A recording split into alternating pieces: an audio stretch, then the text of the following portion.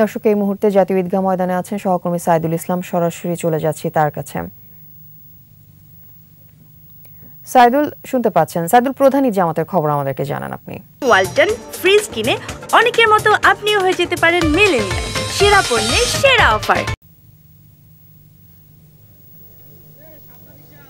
হ্যাঁ আপিফা, আপনাকে এবং আপনার মাধ্যমে পুরো দেশবাসীকে পবিত্র ঈদ উল ফিতরের শুভেচ্ছা, ঈদ মোবারক।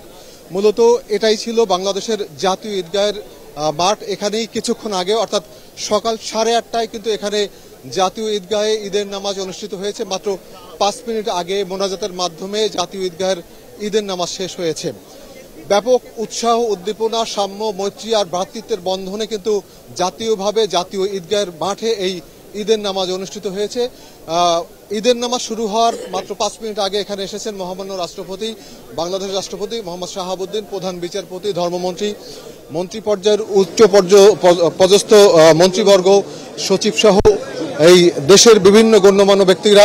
এছাড়া আছেন বিদেশি কূটনৈতিক মিশনের নেতারা, বিভিন্ন কূটনৈতিক মিশনের অ্যাম্বাসিডার যারা আছেন, হাই কমিশনার যারা আছেন, তারাও কিন্তু এখানে ঈদের নামাজ আদায় করেছেন এবং মুসলমান বা এই বাংলাদেশি মানুষের সাথে ঈদের যে ভ্রাতৃত্ব, সৌহার্দ্য, যে সৌন্দর্য, সেটা উপভোগ করেছেন।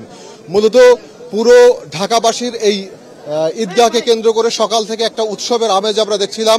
সকাল 7টার আগে থেকেই জাতীয় ঈদগাহ কিন্তু বিশাল লাইন, সারিবদ্ধভাবে মানুষ এখানে ঢুকছিল। তারা হচ্ছে যে একটা উৎসাহ, উদ্দীপনা, আনন্দ নিয়ে কিন্তু এখানে ঢুকছিল।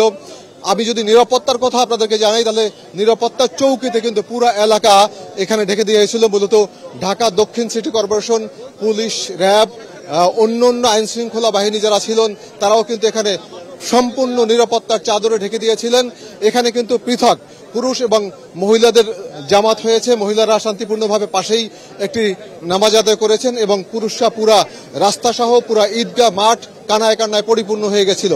মূলত এই জাতীয় ঈদগাহ এখন পর্যন্ত কিন্তু পুরোপুরি একটা ঈদের আমেজ আছে।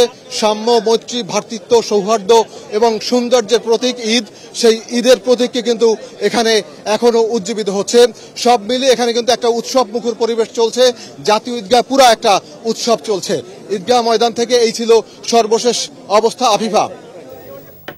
সাইদুল, ধন্যবাদ আপনাকে। দর্শক, আমাদের সঙ্গে ঈদগাহ ময়দান থেকে যুক্ত হয়েছিলেন সহকর্মী সাইদুল ইসলাম।